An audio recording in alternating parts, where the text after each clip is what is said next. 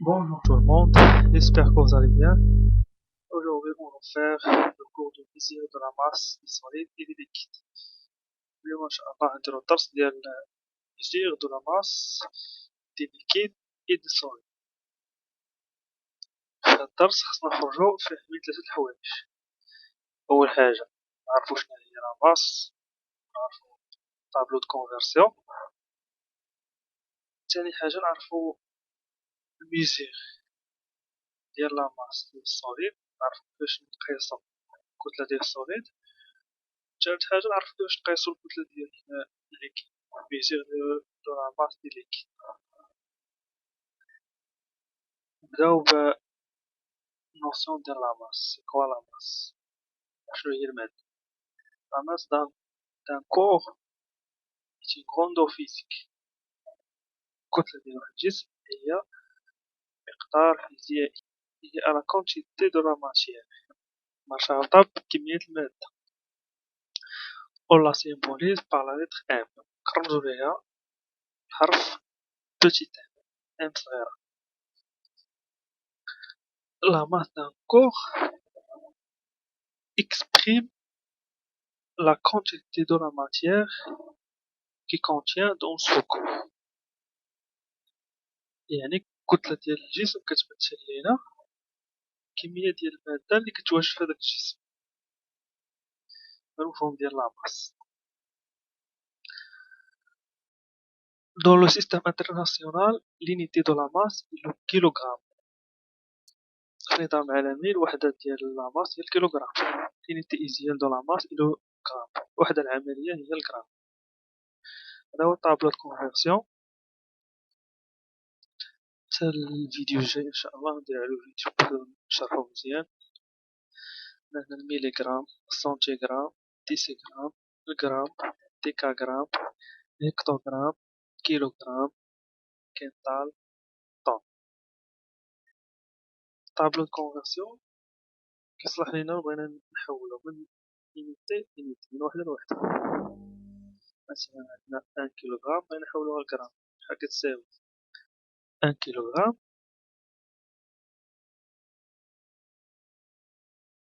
كتساوي 1000 غرام. هذا التحويل. حتى الفيديو الجاي نشرحوه مزيان ان شاء الله. ثاني حاجة خصنا نعرفوها في هذا الدرس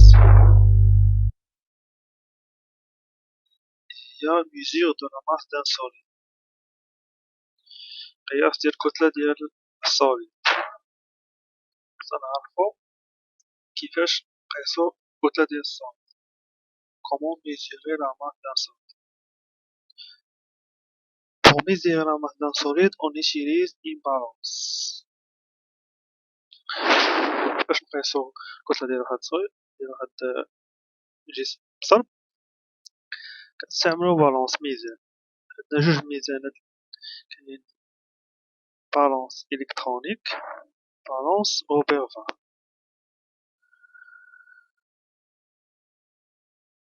هذا كما هذا هو البالونس اوبيرفال،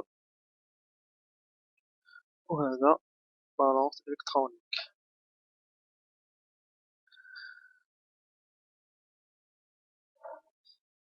نبداو بالونس اوبيرفال.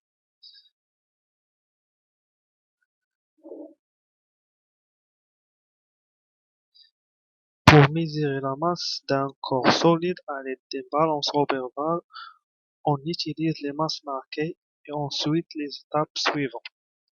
باش نقيسو الكتلة ديال واحد جسم صلب باستعمال ديال بالونس روبرفال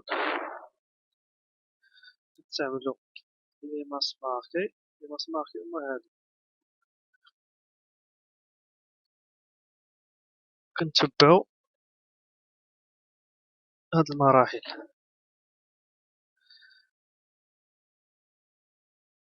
أول حاجة on réalise l'équilibre des plateaux lorsqu'ils sont vides. نحققو التوازن في هاد البلاطو، الكفات ديال الميدان نحققو فيهم التوازن باش يكونو خاويين بحال هكا كيما كتشوفو في هاد الصورة. ثاني حاجة on place le corps solide sur l'un des plateaux et les masses marquées sur l'autre plateau. كنحطو الكور سوليد اللي باغا نقيسوه في كفة هنايا في هاد البلاطو هذا، وفي الجهة الأخرى نحطو لي ماس ماركي. بحال مثلا هنا عندنا بغينا نقيسو لا ماس ديال هاد لابوم، نحطو التفاحة هنا، في الجهة الأخرى كنحطو لي ماس ماركي. On réalise l'équilibre des plateaux de nouveau. خصنا نحققو التوازن هنايا عاوتاني. ملي نحطو التفاحة هنا خصنا نبقاو نديرو هاد لي ماس ماركي نبقاو نزيدو تيتحقق التوازن. تكون هاد ليكوي هاد الإبرة تكون طالعة نيشان. La masse du solide est la somme des masses marquées. الكتلة ديال هاد الصليد ديال التفاحة هي المجموع ديال هاد لي ماس ماركي. في هاد المثال ام كتساوي لا ماس ديال لابوم 100 غرام زائد 50 غرام زائد 20 غرام تساوي 170 غرام. هذا واحد المثال قدامكم على بالونس اوفرفال. هادو هما لي بلاطو، هذا هذه هي ليكوي، وهذا كيتسمى لو كادرون. ليكوي كتكون في الميليو ديال لو كادرون. باش تحقق التوازن خاص تكون في الميليو ديال لو كادرون.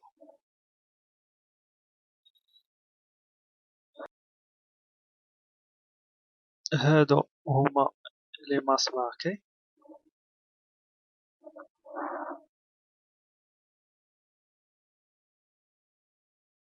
مثلا نقيسو واحد الطاماس ديال واحد السوليد هو هذا اللي حطيناه في بالونس. كنلاحظو ليكوي مكتبقاش في الميليو، كتميل لهنا. نحاولو نحققو التوازن. نختارو وحدة من لي ماس ماركي. عاوتاني ليكوي مبقاتش في الميليو، كنبقاو نختارو كل مرة نختارو وحدة من لي ماس ماركي حتى يتحقق التوازن، حتى هاد ليكوي تكون في الميليو وسط.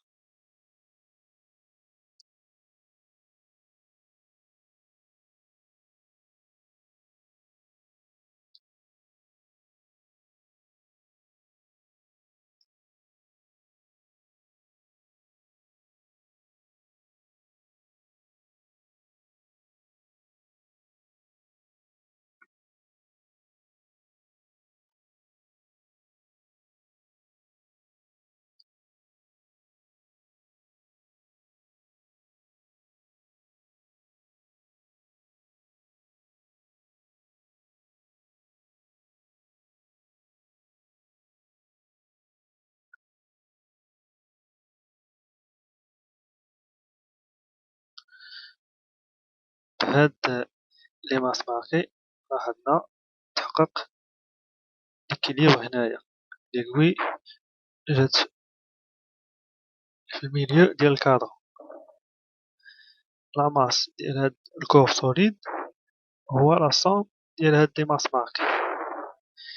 هنا عندنا 10 غرام، درنا في هاد البلاطو حطينا 10 غرام و2 غرام، يعني لا ماس ديال هاد السوليد هو 10 غرام زائد 2 غرام كتساوي كتساوي 12 غرام. لا ماس ديال هاد السوليد هو 12 غرام. Maintenant, on va connaître comment mesurer la masse d'un corps solide à l'aide d'une balance électronique. شفنا كيفاش نقيسو الكتلة ديال جسم بصرف ميزان اوفرفال، بالانس اوفرفال. دابا نشوفو كيفاش نقيسو الكتلة ديال جسم بصرف في بالانس électronique. Pour mesurer la masse d'un corps solide à l'aide d'une balance électronique, on suit les étapes suivantes. نتبعو المراحل التالية. اون اليم لا بالونس الكترونيك. اول حاجة نشعلو البالونس الكترونيك، اون remet لا بالونس ا زيرو، نديرو في الزيرو. اون بلاس لو كور سوليد سيغ لا بالونس الكترونيك، نحطو الجسم الصلب فوق بحال هكا. اون لي لانديكاسيون دو لا بالونس، وكنقراو شحال الكتلة ديالها، ماشي شي حاجة اللي صعيبة. في لا بالونس الكترونيك وهذا كما كتشوفو عندنا فيه اون و اوف. ديال اون كتشعل و اوف كتطفي، وعندنا هاد البوطون هادي طاغ، هادي كترجع الصفر، او رشيدة كترجع للصفر. بحال مثلا هنايا حطينا هاد الكور سوليد، عطانا لا ماس ديالو 280 غرام. إلا وركنا على هاد البوطون طاغ هنايا تولي صفر، تولي زيرو غرام، واخا محطوط هذا تولي زيرو. تالت حاجة في هاد الدرس هي ميزيغ دو لا ماس ديال ليكيد. شفنا الميزيغ ديال لا ماس ديال السوليد، دابا ديال الليكيد. في الميزيغ ديال لا ماس ديال السوليد في اليد دين بالونس الكترونيك، كنا كنحطو السوليد. مثلا حطينا السوليد في بالونس الكترونيك، تعطينا 280 غرام صافي، يعني هذاك هو الكتلة ديال هاد السوليد هذا. كنكتبو ام كتساوي 280 غرام لا ماس ديال السوليد اللي درنا. حطينا عاوتاني سوليد اخر عطاتنا 850 غرام. الكتلة ديال هاد الجسم الصلب هي 850 غرام. بالنسبة للميزور ديال لا ماس ديال الليكيد كاين واحد المشكل. جينا هنا حطينا هاد الكاس فيه هاد الماء، بيشر فيه هاد الليكيد، عطاتنا هنا في البالونس الكترونيك 246 غرام. هاد 246 غرام ماشي هي لا ماس ديال الليكيد، حيت عندنا الكاس وعاد الماء. كاين لا ماس ديال الكاس ولا ماس ديال الماء، يعني حنايا بغينا غير لا ماس ديال الليكيد. باش نعرفو لا ماس ديال الليكيد كاين جوج طرق. الميثود الاولى هي هادي. On dispose d'un bichir d'eau liquide et balance électronique pour mesurer la masse d'eau liquide avec la balance électronique effectuée successivement ces différentes actions. Allume la balance, on appuie sur le bouton on, place le bichir sur la balance, note son masse, verse le liquide dans le bichir, note la nouvelle masse, bichir زائد O. Déduire la masse d'eau par soustraction de la masse du bichir à la masse totale. أول حاجة خصك، المهم في الطريقة الأولى، أول حاجة خصك تشعل البالونس. كيما قلنا ضروري تشعل البالونس، غتحط البيشير في البالونس الكترونيك، تحطو خاوي. صبر الوزن ديال البيشير خاوي بعدا بوحدو هو الأول. مثلا لا ماس ديال البيشير هي 70 غرام، عطاتك في عطاتك في البالونس الكترونيك 70 غرام. كتكتب كتنوطي لا ماس ديال البيشير هي الأولى، كتكتب ام ديال البيشير est égal 70 غرام. عندنا لا ماس ديال البيشير 70 غرام. ثاني حاجة كتفيرسي الليكيد في البيشير. هنا عندنا 70 غرام، دابا كتخوي فيه داك الليكيد اللي باغي تعرف الكتلة ديالو، كتخوي فيه البيشير، كتنوطي شحال شحال عطاتك؟ مثلا عطاتنا 246 اللي خوينا هداك الماء في وسط الكاس اللي فوق الميزان عطاتنا 246. غنوطيو هنايا غتكتب لا ماس، غتنوضي عاوتاني واحد لا ماس جديدة هي هادي لا ماس ديال البيشير زائد الماء 246 غرام.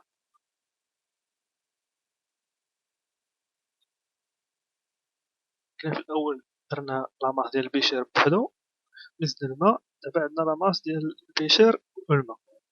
هنايا عندنا لا ماس ديال البيشير فيد خاوية غير ديال البيشير، وهنا عندنا لا ماس ديال البيشير وديال لو. آخر خطوة كنديرو هي هادي لا ماس ديال لو كتساوي لا ماس ديال البيشير زائد لو ناقص لا ماس ديال البيشير. إلا بغينا لا ماس ديال الكتلة ديال الماء بوحدها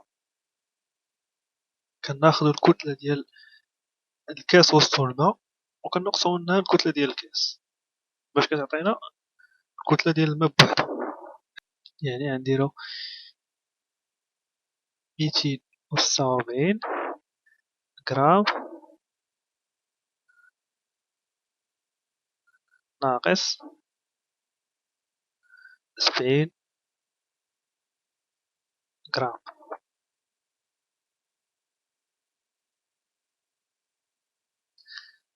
كتساوي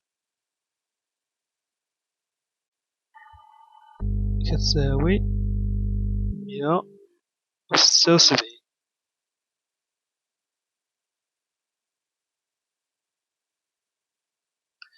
غرام. 176 غرام هي لا ماس ديال لو.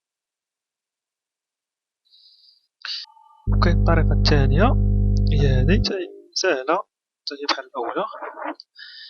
Placez le récipient vide sur la balance, appuyez sur le bouton TAR, appuyez sur le bouton TAR, la balance indique 0 g. La masse du récipient vide est plus prise en compte. Versez le liquide dans le récipient, la masse du liquide est affichée directement. Notez la masse du liquide.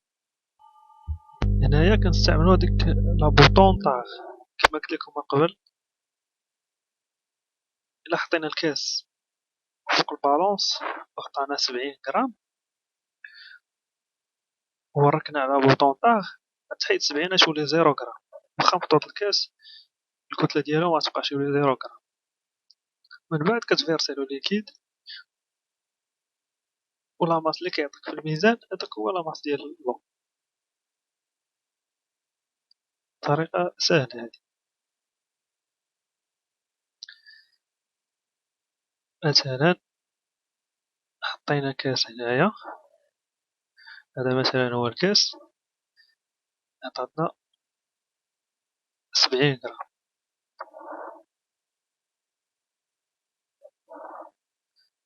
كنمشيو لابوطون طار كنوركو عليها كتحيد هاد 70 غرام كتولي مكتوبة 0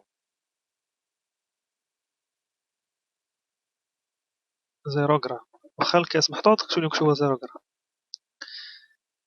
ومنين كنفيرسيو الليكيد في الكاس إلا خوينا الماء هنايا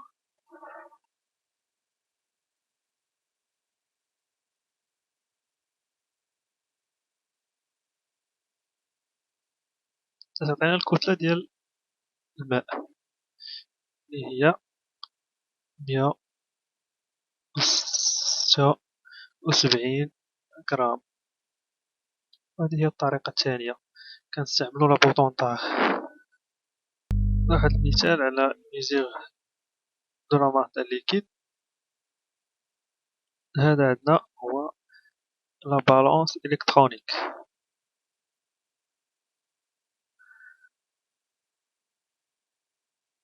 هذه عندنا هي بلاطو اللي كنحطو فيها السوليد ولا الليكيد اللي كنبغيو نقيسوه.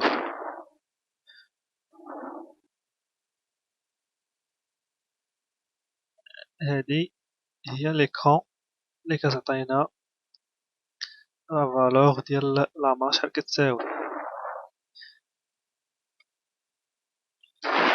أول حاجة كنشعلو لا بالونس إلكترونيك، نغرقو على أون، حنا على أون حطنا 0 غرام حيت محطوطة فوق بلاطو تا حاجة.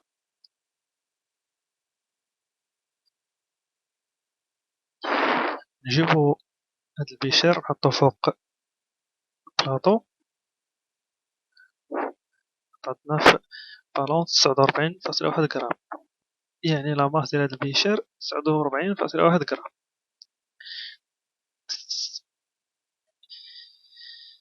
إلا استعملنا الطريقة الثانية اللي درنا، غنوركو على طار، نروحو لاطار غتولي هنا 0، كليكينا على طار ولات 0.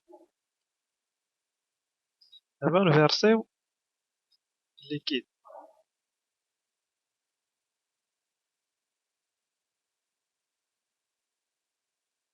هذا هو، عندنا هنا لو، نفيرسيوه فهاد البيشير غتعطينا لا فالور ديال لا ماس ديال لو وحدو هو 31.7 غرام.